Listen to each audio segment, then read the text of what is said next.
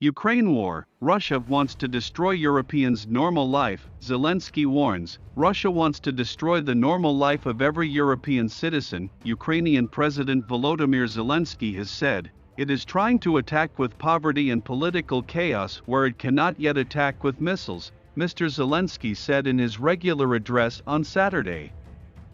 He was speaking hours after Russia said that its main gas pipeline to Europe would not reopen as planned. Europe accused Russia of using its gas supplies to blackmail Europe amid the Ukraine conflict, which Moscow denies. Energy prices have soared since Russia invaded Ukraine on February 24, and scarce supplies could push up costs even further. There are growing fears families in the EU will be unable to afford the cost of heating this winter.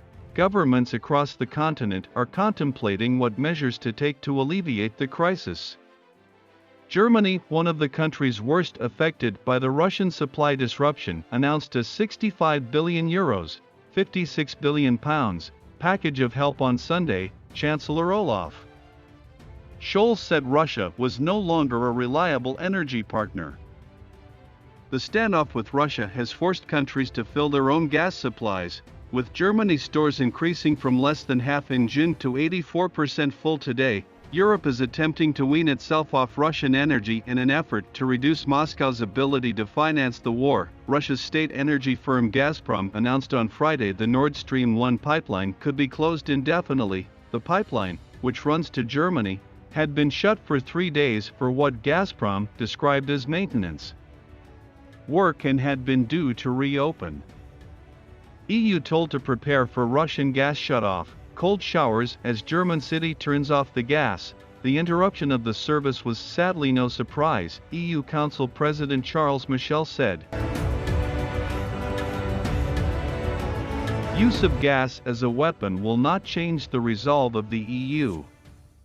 We will accelerate our path towards energy independence.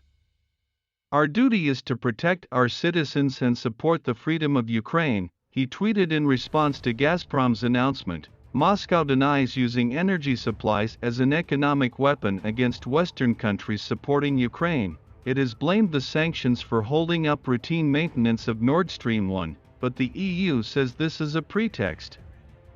Gazprom's announcement came shortly after the G7 nations agreed to cap the price of Russian oil in support of Ukraine. The G7, group of 7, consists of the UK, US, Canada, France, Germany, Italy and Japan. Their introduction of a price cap means countries that sign up to the policy will be permitted to purchase only Russian oil and petroleum products transported via sea that are sold at or below the price cap. However, Russia says it will not export to countries that participate in the cap. The gas pipeline stretches from the Russian coast near St. Petersburg to northeastern Germany and can carry up to 170 million cubic meters of gas a day. This is not the first time since the invasion that the Nord Stream 1 pipeline has been closed. In July, Gazprom cut off supplies completely for 10 days, citing a maintenance break.